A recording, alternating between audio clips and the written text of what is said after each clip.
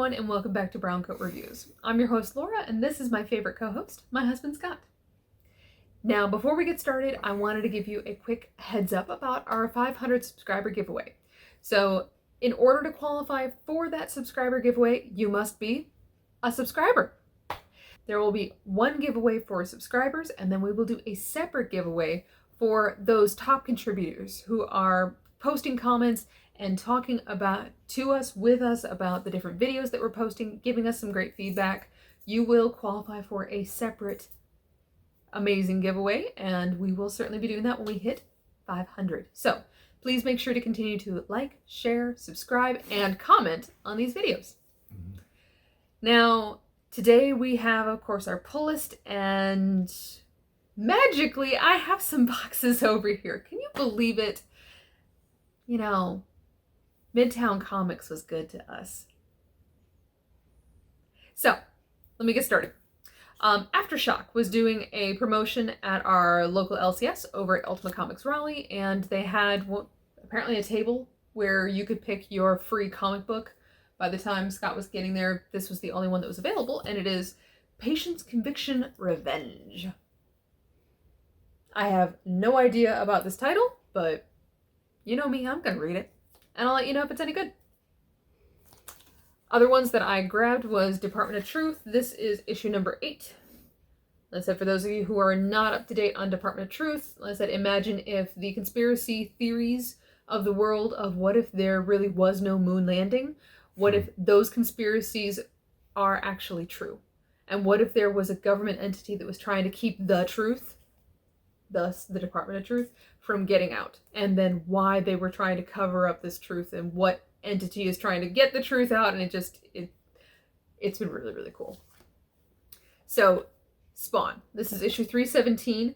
This one actually was really, really cool. So Todd McFarlane is available on social media, and he posts a lot of his drawings kind of as he's working on them, and this was one that all he had posted at the time was just sort of an outline of the monster, and showed sort of the progress before he added the color and the detail, and it was amazing.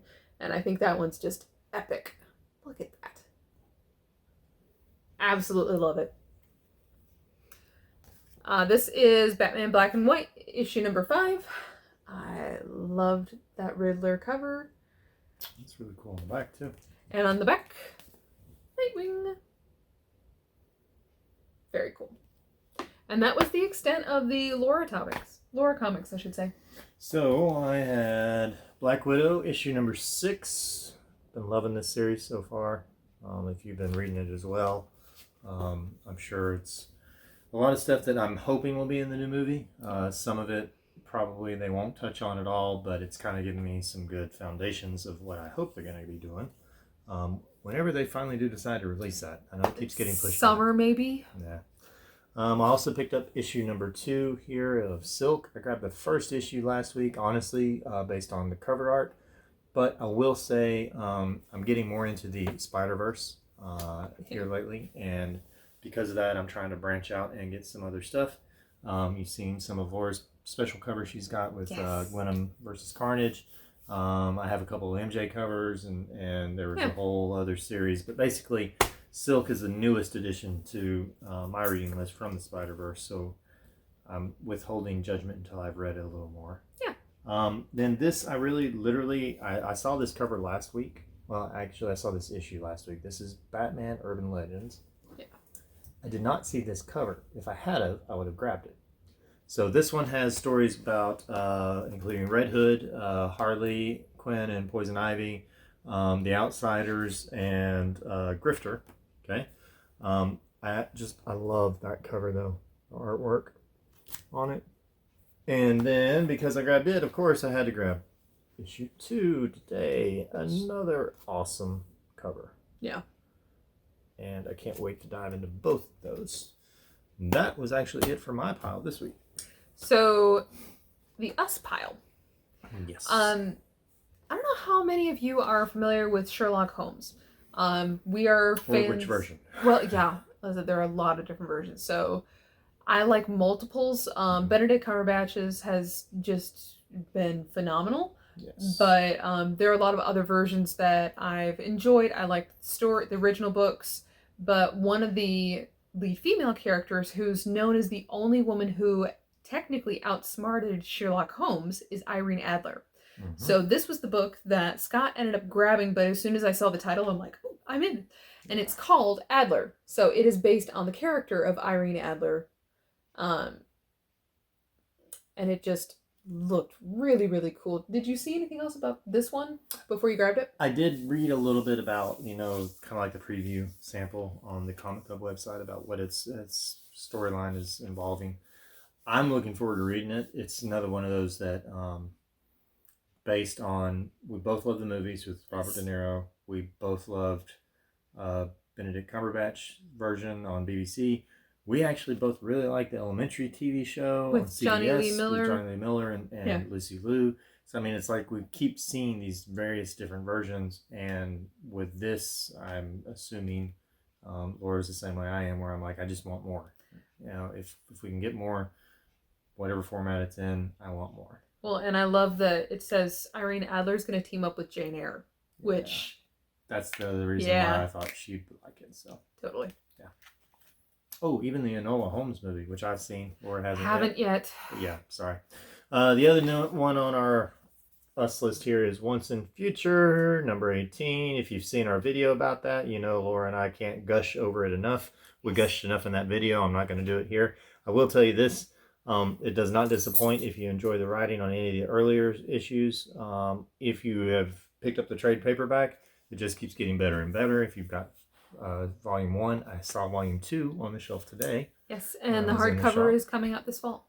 Yes, so. And the artwork still, I'm really digging it. I love that cover. Yeah, and there was a variant cover that was released. That originally, let's not talk about that. So Scott exercised huge amounts of delayed gratification and diplomacy today, and left that variant cover at the shop. Because I saw the variant cover kind of on, the website League of Extraordinary Comics, got to see all the variant covers that were coming out, and I'm like, okay, well, this one looks okay.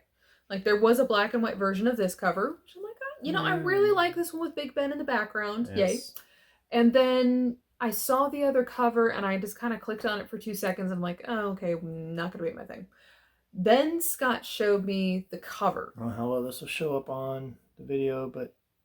He sent me that photo, and I don't know if you can see very well, but kind of it's got, obviously, the armor on our lead character, Duncan. He's like half and half. Oh. It's anyhow. It looks gorgeous. Amazing. I'm thinking yes, but... So, eventually, someday, maybe we will be grabbing that one. Yeah, it's just so tempting. So, last one was Detective Comics 1035. Yes. And we, as we described, are B-cover people when it comes to Batman. It's just the cardstock variants, it seems like they kind of pull out all the stops on the artwork on these. And they're for me, gorgeous. What it is, and it's not always true, but at least in this run, it seems like the main covers have been more along the lines of traditional animated version, traditional drawing, traditional graphics, the style, however you want to phrase it. The B covers have been more realistic to me in the sense that, like, there's something about the grittiness in the background and the way even the Batman or whoever it is portrayed that is more lifelike. Not quite cinema quality, but definitely not just strictly like Saturday morning cartoon version either, which a lot of the main covers have been to me lately. But I don't know. That's what I do. So, yes. So do you want to do your big thing? Yeah. Or do you want to do the other little thing? Let's show a little thing, and then we're going to get into the big stuff. So. All right. It's you. That's not me. But I don't wear lipstick. So we were in Target the other day, and happened to go through the game section. I was like kind of kicking around just seeing what they got, and we saw this guy on the shelf. Yes. And we both were very intrigued. I walked away from it, but lo and behold, my lovely wife went out and purchased it for me, and it's a surprise, and we picked it up today. Haven't played it yet, so I can't tell you anything other than it sounds like it will be fun. Basically, you're a supervillain. You're trying to control Gotham, and the Joker is, as he is in card games often, the wild card. He can come in and ruin your plans at any point, it sounds like. So we will break this out, try it out, see how it translates from the cool little blurb on the back and the cover to actually playing it. I will tell you this, I promise you, if it takes you longer than 5 to 10 minutes to set it up, I just can't do it. If it takes an hour to prepare a board to play a game, I am BORED with the board game and not going to have much fun.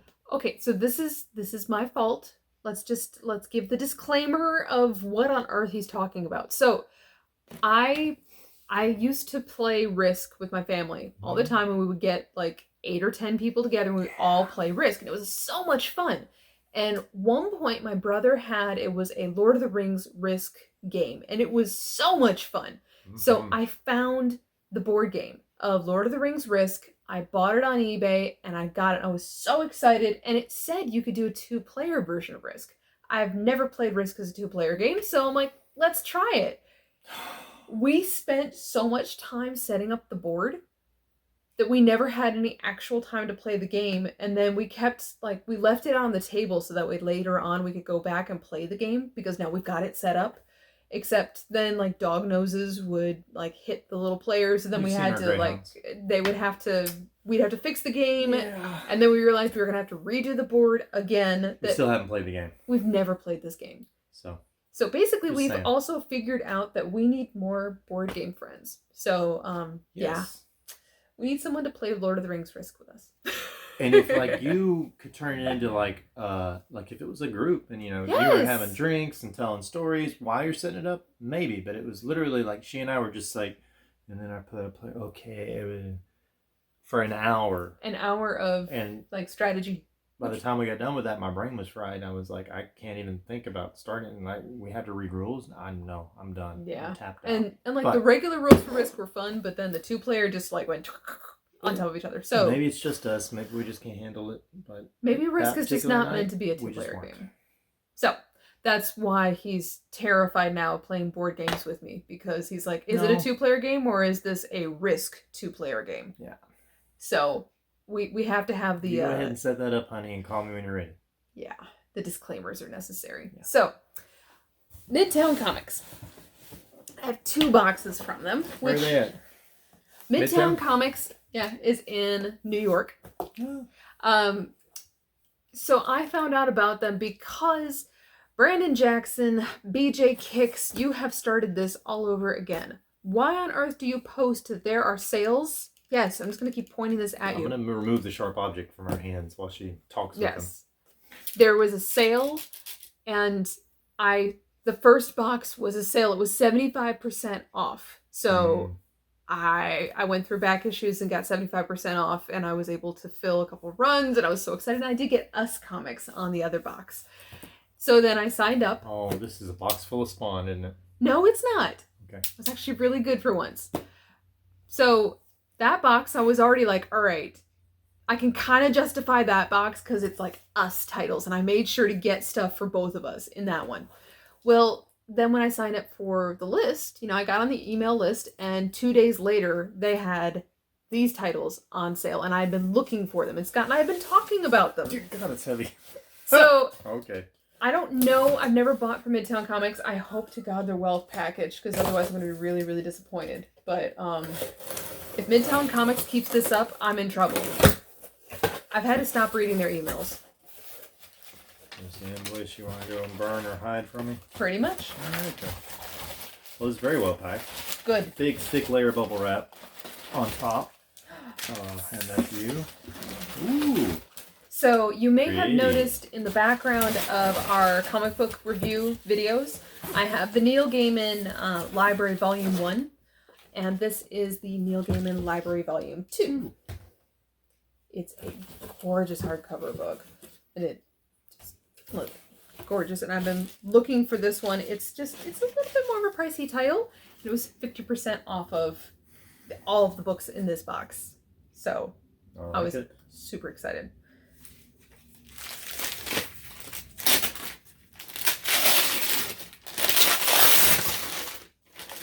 Number 2 was Sandman. So this is the Deluxe Volume 2. I have the Volume 1 already. And the reason I picked these, so there are leather versions of these, and there are other omnibus kind of collections of Sandman, but I love the artwork on these covers. I mean, it completely draws you in, and I think they're absolutely gorgeous. Yeah, that's so cool. I can't believe you haven't got to that part yet. I know. You're gonna die when you do. So far behind. And the last one is actually one that Scott and I have been talking about, and we've been looking for at our local LCS, is Venom. Donny Cates' Venom run.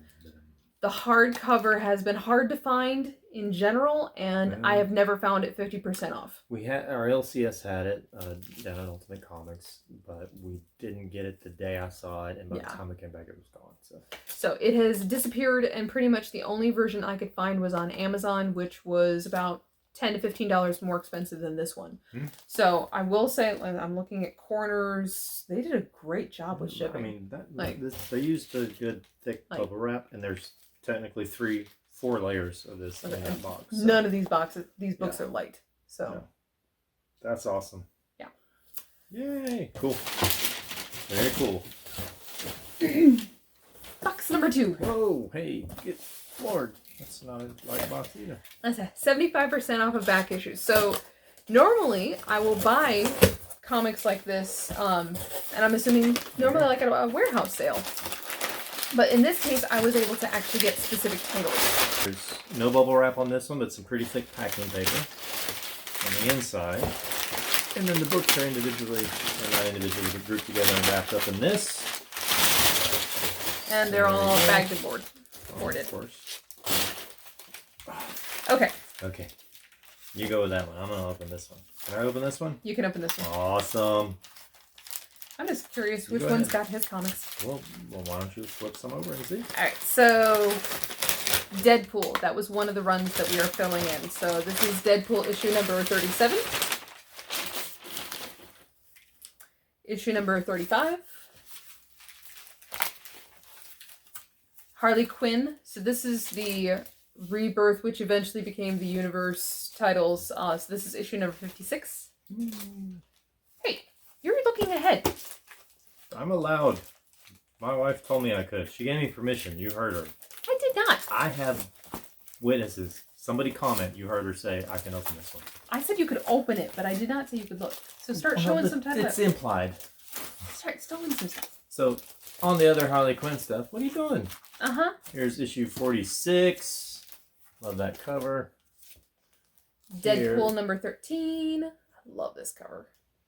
Harley Quinn 18. Looks very much like the animated version we just started watching on HBO Max, actually, with Kaylee Cuoco as the voice. Harley Quinn 36. Don't know what that is, but it's kind of cool. She's a bat. Harley Bataquin. And she's eating Nutella instead of Nutella. It's a hazelnut spread. Aw, that's really cool. Go ahead. Deadpool number 11. Aw. Number 10. And this is Deadpool number 1. I've got plenty of Deadpool here. Harlequin for Mayor. Yeah. It's issue 60? 30. 30. The Death of Deadpool, which is issue number 45. So this one was a special variant cover that I grabbed because it's 25 special issue. Harlequin, Mayor of New York. She will grapple for the Big Apple. I mean, come on. Yeah. That's going to be hilarious. I did start reading the Harley Quinn series because I was like, if I'm going to fill in these gaps, I hope to God this series is actually any good. And it's adorable. Harley Quinn issue 75. It's a roast. It's a Joker War tie-in. It's a series finale. This comic has it all. Except for class. Mangled. This is Deadpool Civil War 2. So this is cover number 16. And this is 17. And I love the little reference to Freddy Krueger. I love it. Harley number 72. DC didn't have any better side or guest stars. Yeah. And Harley Quinn number 62. Love it. This is Harley Quinn number 8. You can tell there was specific runs I was working on. Harley Quinn number 3, which I love that with her and Poison Ivy. I just love that cover. And this is Harley Quinn number 61, and you do see Catwoman kind of draped over in the background. There was one specific Harley Quinn title that I had in the cart and it sold out, and I was a little sad about that. But Harley Quinn number 53. And Harley Quinn 51. And those are for me to show. Are for you. Go. Yes. I gave you Deadpool. I know, I'm trying to... Hands off. No touchy. Evil llama. Where? No touchy. I will show them. You go. Okay, fine. Jeez, woman. Man. Deadpool number 21. Which... Very interesting Aliens reference. Deadpool number 20. And Deadpool number 14. And wait on that one. That's what I'm trying to say. I'm so totally waiting. Deadpool number 15. Really. Deadpool number 12. Deadpool number 34. Alright, there's the end of the Deadpool. Now, what I've been trying to reach over and steal from his pile is one of the videos that is coming up that we were actually talking about before we even sat down was our love of the DC Bombshells. Yeah. Love that series, and one of the things that I had noticed is when they released the DC Bombshells, they also released special variant covers done by Aunt Lucia, which we've met. He's an amazing guy, incredible artist, but they were all taking that same inspired DC Bombshells covers and re-releasing them. So I found them on this sale, and these are some of those DC Bombshell covers. Now you can show it. So we have Superman with Lois Lane as a newsie. This is Green Lantern. Join the Corps.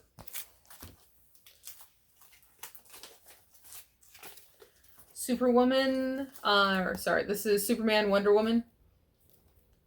It's Join the Fight. Women Unite for Freedom. Thought that was an adorable cover. It's another Green Lantern, Ferris Air. Yeah. And another Superman with Supergirl selling war bonds. That's pretty cool. And the Wonder Woman, She Can Do It, infamous cover from the DC Bombshells. Yeah. And the Wonder Woman variant, but this is the Safari to Remember. That's got to be Poison Ivy. Yeah. Now. So I guess this is the last of mine. Mm-hmm. We have The Rocketeer.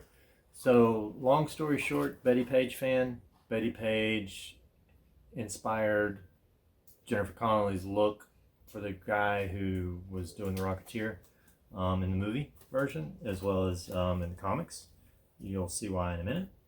But it's also kind of like it's one of the few old comics that I don't find quite as corny as some of the others, like the Phantom or Shadow. Yeah. Not saying there's anything bad with those. If you're a fan of those, I apologize. I don't mean to call them corny, but they're very much that kind of nostalgic stick where you almost hear like Humphrey Bogart's voice in my head every time I'm reading some of those characters.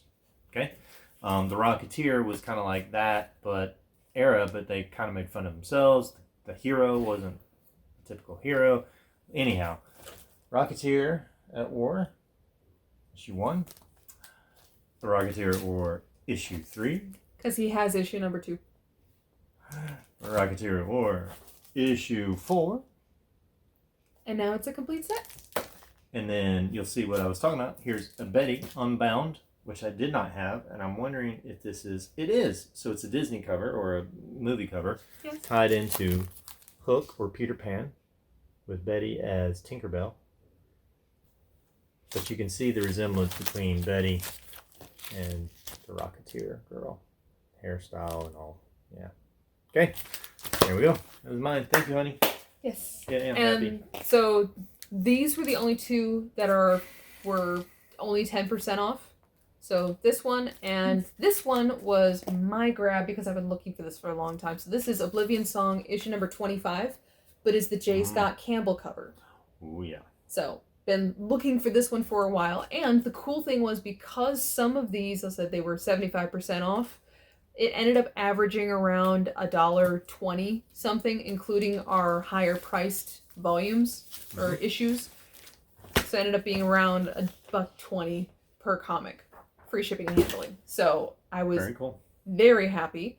But like I said, Midtown Comics, I love you, but you need to stop sending me offers because you have some great titles. And they still have some other things that are only listed at 10% off that I want that would fill in other runs and other comic books and other things that I am not buying because this is me. Yeah. Not buying anything. Yeah. So tell us down in the comments. What runs are you trying to complete? Are you going for any trades right now? So if you're going for trades, are you waiting like we were patiently for some of the others? And out of the individual issues that we grabbed from our poll run. So are you reading Silk or any of the titles that we are, or are you still kind of on the fence on some of those? And let us know if you've got like a shop that you go to for your sales. You know what I mean? Like, yes. We all have our favorite people or favorite places, but there are certain things that we'll see like, oh my gosh, they got a 50% off everything sale. And we'll all jump. If you have someplace like that, let us know. Also, we have our local shop actually is going to be doing one of those sales this weekend. They're going to be doing a buy one, get one. So it's buy two, get one. So buy two, get one, but it's on pretty much everything in the store. With the exception of the comic books on the wall and the exclusive variant covers that are like behind. Check them out on Facebook. Stuff. All the definite, everything that's included and excluded is spelled out in there very well. But it's going to be this Saturday, and it's at all their locations. So Ultimate Comics Raleigh, Ultimate Comics Cary, Ultimate Comics in Durham. We're going to be at ours, I know. Yes. And highly recommend if you're anywhere in any of those areas, you go check them out. So yeah, we will come back next week with some more titles from that because yes, we will. It includes the back issues. So and the trades. Oh darn! And the trades, which I've already looked at and picked out like 6 I want. So. I know. I've already thought about 2 that I'm already planning on. So there you go. Yeah. Needless to say, we're in trouble. Whenever there's a sale, we're in trouble. We're not in trouble. We've been good most of the month. I've been good.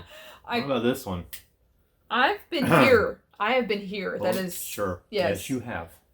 The only other thing I will say for Midtown Comics. So obviously we showed off the packing and shipping. The one thing I will say is this corner. So this corner was badly smashed by USPS. And books are good, though. Nothing inside had been damaged. Yeah. There was nothing that kind of got down to the comic books.